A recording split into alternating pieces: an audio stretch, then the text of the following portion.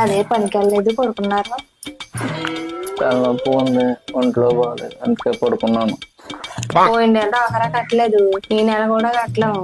సర్లే తలనొప్పి కదా, పడుకోండి పడుకో. వేడి నీళ్ళు ఏమన్నా పెట్టిమ్మంటారా? పడుకుంటే సరిపోద్ది, పడుకొని అలా గ్యాస్ సిలిండర్ రేపు మాపు అన్నట్టుంది.